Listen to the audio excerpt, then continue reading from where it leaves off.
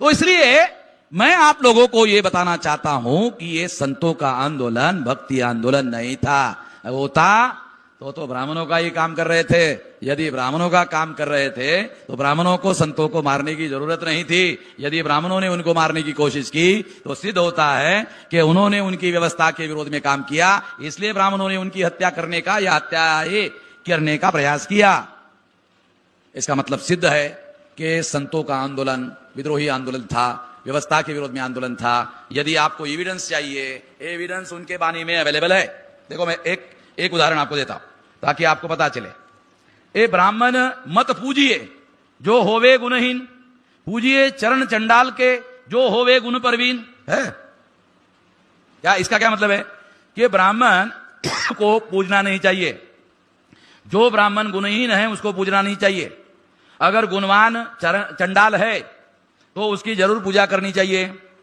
ये जो श्लोक है, ये जो चौपाई है, ये चौपाई कब लिखी गई जानते हो? तुलसीदास ने लिखा। पूजिए विप्र गुण ज्ञानशील हीना, न पूजिए शूद्र गुण ज्ञानशील प्रवीणा। हमको संदर्भ मालूम होना चाहिए। ये रविदास ने ऐसा क्यों लिखा? गोसावी तुलसीदास ने लिखा, क्या लिखा?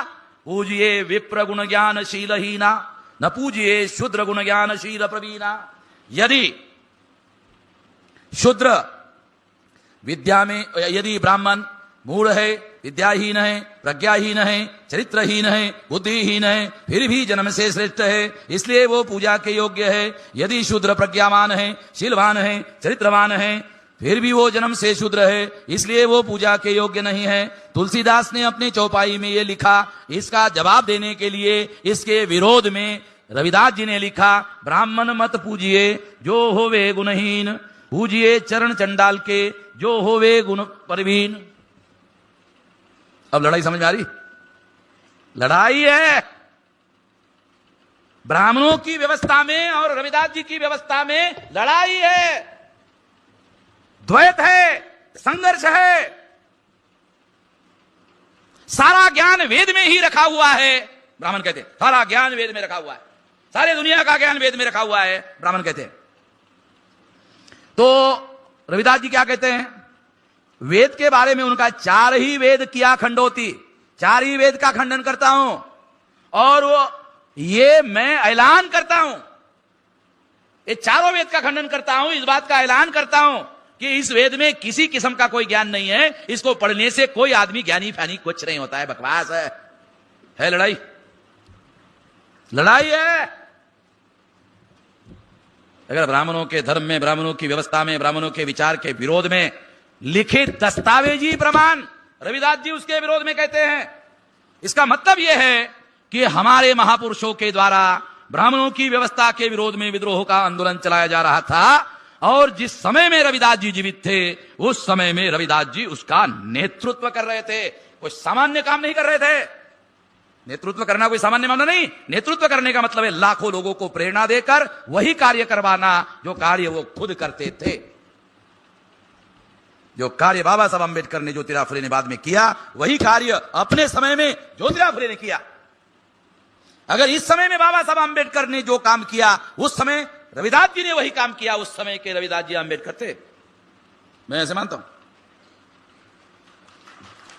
हमको इसके बीच में किसी किस्म का कोई द्वैत खड़ा नहीं करना चाहिए। जो द्वैत खड़ा करने वाले लोग हैं वो बाबा साहब अंबेडकर और रविदास के दोनों के शत्रु, दोनों के दुश्मन है।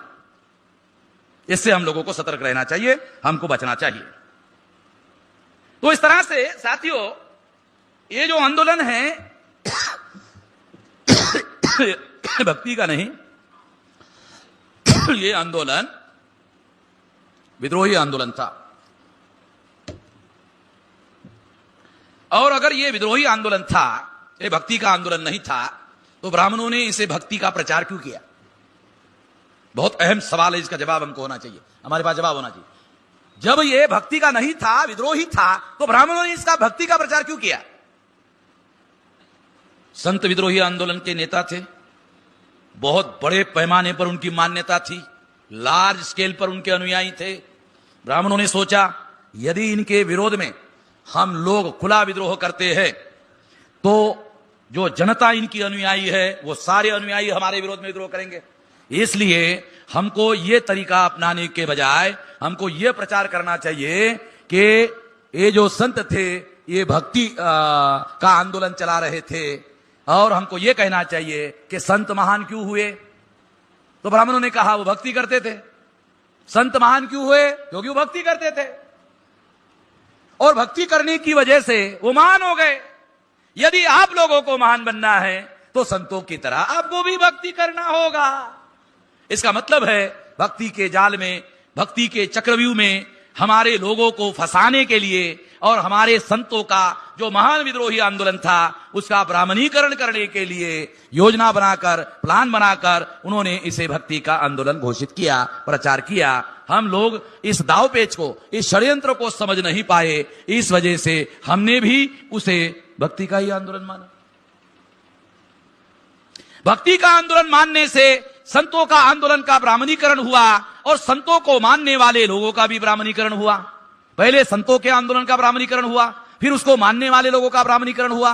मानने वाले लोगों का ब्राह्मणीकरण होने के बाद मानसिक रूप से ब्राह्मणीकरण होने की वजह से वो ब्राह्मणों के मानसिक गुलाम हो गए।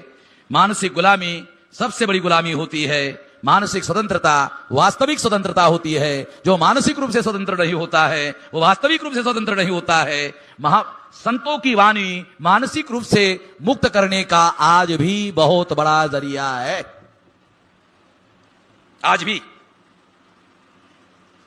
इसलिए मैं ऐसा मानता हूं कि संतों के बारे में जो कथा कहानियां किंवदंतियां प्रचार में लाई, उससे ज्यादा, उससे बेहतर उनका जो ओरिजिनल साहित्य है उसकी व्याख्या करनी होगी, उसका इंटरप्रिटेशन करना होगा।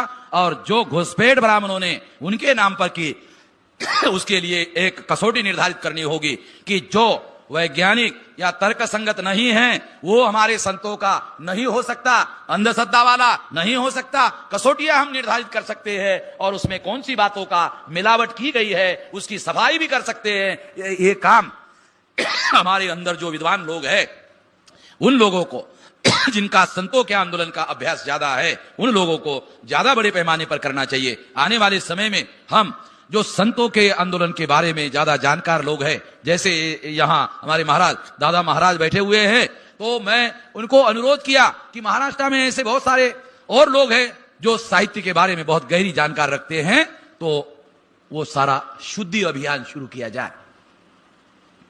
शुद्धि अभियान, उसमें मिलावट किया पंडितों ने, ब्राह्मणों ने, उसका शुद्धि अभियान चलाना होगा।